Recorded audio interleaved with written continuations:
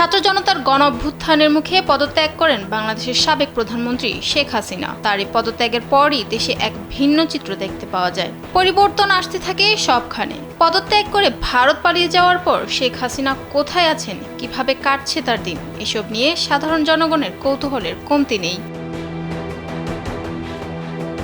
৫ August বিক্ষোভকারীরা প্রধানমন্ত্রীর সরকারি বাসভবন গণভবনের দিকে ধাবিত হয়। ঠিক এই সময়ই পদত্যাগ করেন হাসিনা। পরে বাংলাদেশের সামরিক বিমানে ভারতের গাজিয়াবাদের কাছে একটি বিমান বাহিনীর ঘাঁটিতে অবতরণ করেন।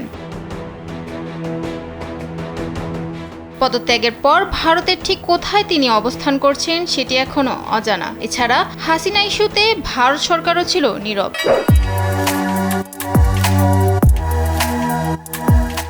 তবে সাবেক এই নেত্রীর ভারত পালিয়ে যাওয়া নিয়ে এবার ধোঁয়াশা যেন আরো পরিষ্কার হলো। সম্প্রতি দিল্লির একটি পার্কে ঘুরতে দেখা গেছে শেখ হাসিনাকে, এমনটাই জানিয়েছে ব্রিটিশ সংবাদ মাধ্যম ফিনান্সিয়াল টাইমস।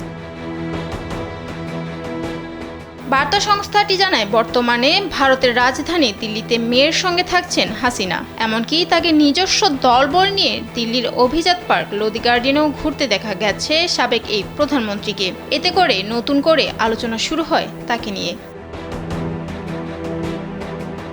বুধবার ওই প্রকাশিত প্রতিবেদনে সংবাদ মাধ্যমটি জানায়, গত মাসে ছাত্র জনতার গণ অভ্যুত্থানে বাংলাদেশের স্বৈরাচারী প্রধানমন্ত্রী পালাতে বাধ্য হওয়ার পর থেকে নয়াদিল্লির নৈশভোজের অনুষ্ঠানগুলোতে শেখ হাসিনা এখন কোথায় তা আলোচনার বিষয় হয়ে উঠেছে। দাবি করা হচ্ছে, ক্ষমতাচ্যুত সাবেক এই প্রধানমন্ত্রী ভারতীয় সরকারের একটি সেফ হাউসে রয়েছেন। তিনি তার মেয়ে সাইমা ওয়াজেদের সাথে থাকছেন, যিনি চলতি বছরের ফেব্রুয়ারিতে বিশ্ব স্বাস্থ্য সংস্থার দিল্লি ভিত্তিক পদে আঞ্চলিক চাকরিরত আছেন। এমনকি শেখ হাসিনাকে তার দলবলের সাথে দিল্লির অন্যতম সেরা পার্ক লোদি গার্ডেনেও ঘুরে বেড়াতে দেখা গেছে। জানা গেছে, পলাতক আঞ্চলিক নেতাদের আশ্রয় দেওয়ার ইতিহাস রয়েছে ভারতের। দালাই লামা ১৯৫৯ সালে চীনের তিব্বত দখলের পর পালিয়ে ভারতে বসতি স্থাপন করেন, যদিও তিনি রাজনৈতিক বিষয়গুলো একটি বেসামরিক নির্বাসিত প্রশাসনের কাছে হস্তান্তর করেছেন। এছাড়া আফগানিস্তানের সাবেক প্রেসিডেন্ট মোহাম্মদ নাজিবুল্লাহর পরিবারও ১৯৯২ সালে ভারতে পালিয়ে গিয়েছিল। তার স্ত্রী ফাতানা নাজিব এবং সন্তানরা এখনও তাদের বেশিরভাগ সময় ভারতেই কাটায় বলে জানা গেছে।